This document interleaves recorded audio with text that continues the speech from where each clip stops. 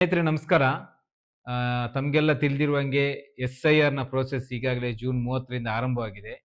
ಈಗಾಗಲೇ SIRನ enumeration form BLOಗಳು ಮನೆ ಮನೆಗೆ ತೆರಳಿ ವಿತರಿಸುವಂತಹ ಪ್ರಕ್ರಿಯೆ ಕೂಡ ರಾಜ್ಯದಲ್ಲಿ ಆರಂಭ ಆಗಿದೆ. ಜುಲೈ 29ರವರೆಗೆ ಎನ್ಯುಮರೇಷನ್ ಪೀರಿಯಡ್ ನಡೀತಾ ಇದೆ.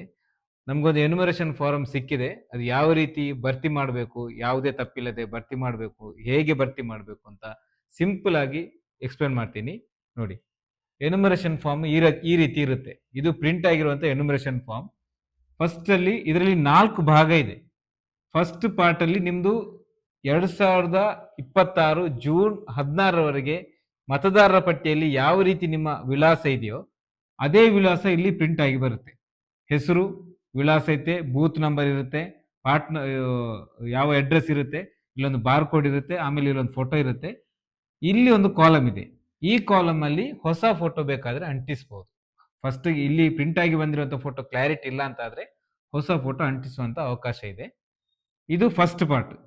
ಆಮೇಲೆ ಇದು 2ನೇ ಪಾರ್ಟ್, ಇದು 3ನೇ ಪಾರ್ಟ್, ಇದು 4ನೇ ಪಾರ್ಟ್. ಇದು ಒಂದೇ ಫಾರ್ಮ್ ಅಲ್ಲಿ 4 ಭಾಗ ಇದೆ. ಯಾಕೆ ಅಂತ ನಾನು ಹೇಳ್ತೀನಿ.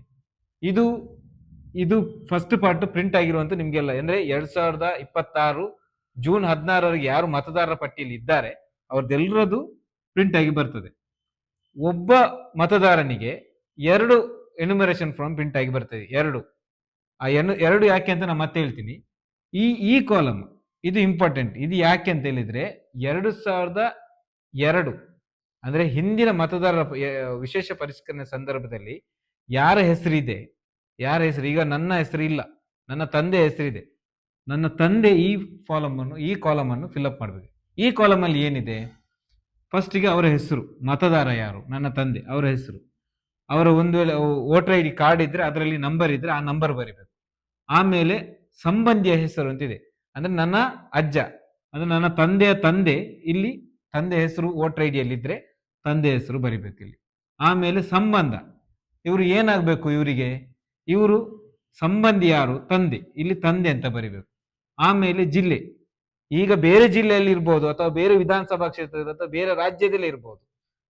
2002ರಲ್ಲಿ ಏನಿತ್ತು ಆ ವಿವರವನ್ನು ಇಲ್ಲಿ ಬರೀಲಿಕ್ಕೆ, ಜಿಲ್ಲೆ, ರಾಜ್ಯ, ಯಾವ ರಾಜ್ಯದಲ್ಲಿ ಇದ್ರು, ಬೇರೆ ರಾಜ್ಯ ಅಂತಂದ್ರೆ ಯಾವ ವಿಧಾನಸಭಾ ಕ್ಷೇತ್ರ, ಆಗ ಯಾವ ಬೇರೆ ವಿಧಾನಸಭಾ ಕ್ಷೇತ್ರ ಆಗಿರ್ಬೋದು, ಈಗ ಯಾವ ಕ್ಷೇತ್ರ ಬರೆಯುವುದಲ್ಲ. ಈ ಆಗಿನ 2002ರ ವಿಧಾನಸಭಾ ಕ್ಷೇತ್ರದ ವಿವರವನ್ನು ಇಲ್ಲಿ ಬರಲಿಕ್ಕೆ, ಆ ಒಂದೊಂದು ವಿಧಾನಸಭಾ ಕ್ಷೇತ್ರಕ್ಕೆ ಒಂದೊಂದು ನಂಬರ್ ಇದೆ, ಆ ನಂಬರ್ ಅನ್ನು ಇಲ್ಲಿ ಬರಿಬೇಕು, ಅದರ ಹೆಸರು ಬರಿಬೇಕು. ಭಾಗ ಸಂಖ್ಯೆ ಅಂತ ಹೇಳಿದ್ರೆ ಬೂತ್ ನಂಬರ್, ಅಂದ್ರೆ ನಾವು ವೋಟ್ ಹಾಕ್ಲಿಕ್ಕೆ ಹೋಗ್ತೀವಲ್ಲ ಆ ಬೂತಿಗೆ ಒಂದು ನಂಬರ್ ಇರುತ್ತೆ, ಆ ನಂಬರ್ ಅನ್ನು ಇಲ್ಲಿ ಬರಲಿಕ್ಕೆ.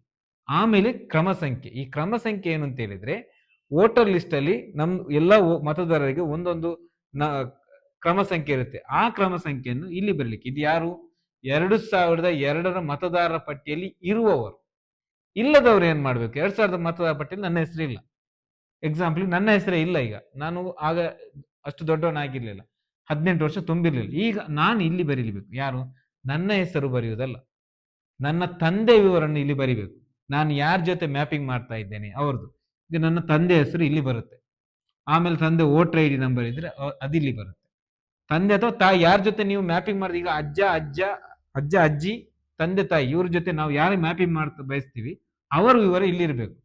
ಅವರ ವೋಟರ್ ID ಕಾರ್ಡ್ ಸಂಬಂಧಿ ಹೆಸರು ಯಾರಿದೆ, ಈಗ ನನ್ನ ತಂದೆ ಹೆಸರು, ನನ್ನ ಅಜ್ಜನ ಹೆಸರಿದೆ, ಅಂದ್ರೆ ನನ್ನ ತಂದೆ ಹೆಸರಿದೆ, ಅವರ ಹೆಸರು ಇಲ್ಲಿ ಬರ್ಲಿಕ್ಕೆ, ಅವರ ಸಂಬಂಧ ಇಲ್ಲಿ ಬರಲಿಕ್ಕೆ ಅವ್ರು ಏನಾಗ್ಬೇಕು, ತಂದೆ ಆಗ್ಬೇಕು.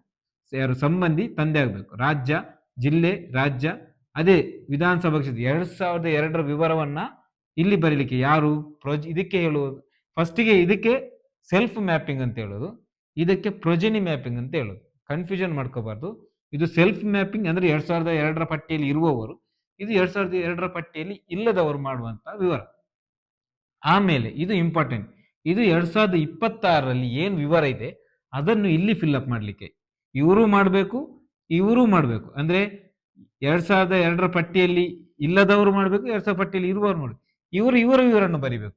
2002ರ ಪಟ್ಟಿಯಲ್ಲಿ ಇಲ್ಲಿ ಆಲ್ರೆಡಿ ಪ್ರಿಂಟ್ ಆಗಿರುತ್ತಲ್ಲ, ಅವರು ಆ ವಿವರವನ್ನು ಇಲ್ಲಿ ಬರಿಬೇಕು. ಅಂದ್ರೆ ಈಗ ಜನ್ಮ ದಿನಾಂಕ, ಆಧಾರ್ ನಂಬರ್, ಮೊಬೈಲ್ ಸಂಖ್ಯೆ, ತಂದೆ ತಾಯಿಯ ಹೆಸರು, ತಂದೆ ಹೆಸರು, ತಂದೆಯ ವೋಟರ್ ID ನಂಬರ್ ಇದ್ರೆ ಅದು, ತಾಯಿ ಹೆಸರು, ತಾಯಿ ಇದ್ರೆ ತಾಯಿಯ ವೋಟರ್ ID ನಂಬರ್ ಇದ್ರೆ, ಸಂಗಾತಿ ಹೆಸರು, ಒಂದು ವೇಳೆ ಗಂಡ ಬರೆಯುವುದಾದ್ರೆ ಪತ್ನಿಯ ಹೆಸರು ಬರಿಬಹುದು, ಪತ್ನಿ ಬರಿದಾದ್ರೆ ಗಂಡನ ಹೆಸರು ಇಲ್ಲಿ ಬರಿಬಹುದು, ಅವರ ವೋಟರ್ ಐಡಿ ನಂಬರ್. ಆಮೇಲೆ ಇಲ್ಲಿ ಈ ಕಾಲಮು ಯಾರು BLO ಕೊಟ್ಟಂತ ಫಾರ್ಮ್ ಅನ್ನು ರಿಟರ್ನ್ ಕೊಡ್ತಾರೆ, ಅಥವಾ ಈಗ ನಾನ್ ತಗೊಂಡ್ರೆ ನಾನೇ ಕೊಡುದಾದ್ರೆ ನನ್ನ ಸಿಗ್ನೇಚರ್ ಹಾಕಿ ಬರಿಬಹುದು, ನನ್ನ ಸಿಗ್ನೇಚರ್ ಕೊಡ್ಬೋದು.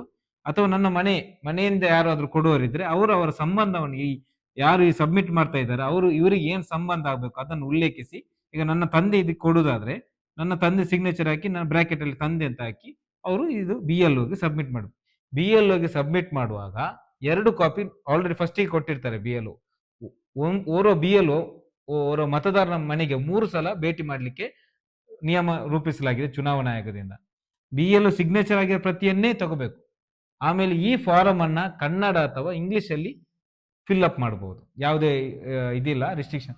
ಕನ್ನಡ ಮಾಡಿದ್ರೆ ಕರ್ನಾಟಕದಲ್ಲಿ ಕನ್ನಡ ಪ್ರಥಮ ಭಾಷೆ, ಆದ್ಯತೆ ರಾಜ್ಯ ಭಾಷೆ ಆಗಿರೋದ್ರಿಂದ ಕನ್ನಡದಲ್ಲಿ ಫಿಲ್ ಅಪ್ ಮಾಡಬಹುದು. ಇಂಗ್ಲಿಷ್ ಅಲ್ಲೂ, ಕನ್ನಡ ಗೊತ್ತಿಲ್ಲ ಅಂದ್ರೆ ಇಂಗ್ಲಿಷ್ ಅಲ್ಲೂ ಫಿಲ್ ಅಪ್.